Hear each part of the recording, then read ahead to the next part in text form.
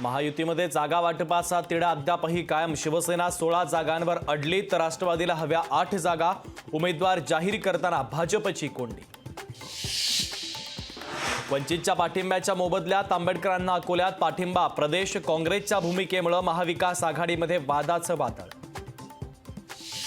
काँग्रेसच्या बड्या नेत्याचे भाजपसोबत छुपे संबंध असल्याचा प्रकाश आंबेडकरांचा आरोप। तर कुणाचे संबंध हे योग्य वेळी सांगू, नाना पटोलेंचं प्रत्युत्तर।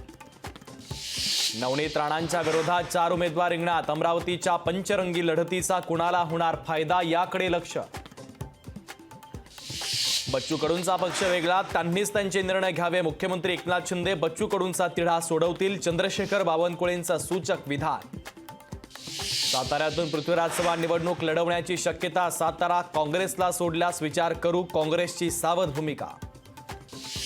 रत्नागिरी सिंधुदुर्ग लोकसभा मतदारसंघाचा पेच कायम। पत्रकार परिषदेमध्ये नारायण राणे उद्या काय बोलणार, याकडे सर्वांचं लक्ष।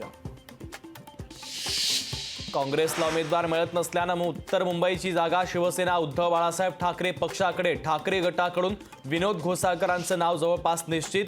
लोकशाहीला सूत्रांची माहिती।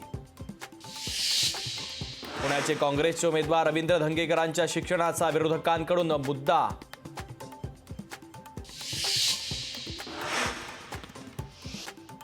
पुण्याचे काँग्रेसचे उमेदवार रवींद्र धंगेकरांच्या शिक्षणाचा विरोधकांकडून मुद्दा। कमी शिक्षणाच्या मुद्द्यावरून धंगेकरांचा भाजपवर पलटवार। तर सुप्रिया सुळे आणि भुजबळ हे धंगेकरांच्या पाठीशी।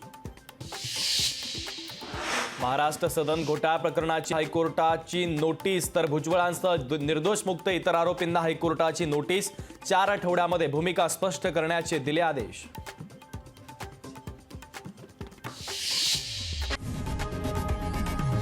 लोकशाही मराठी ऐका, पहा, जागरूक रहा।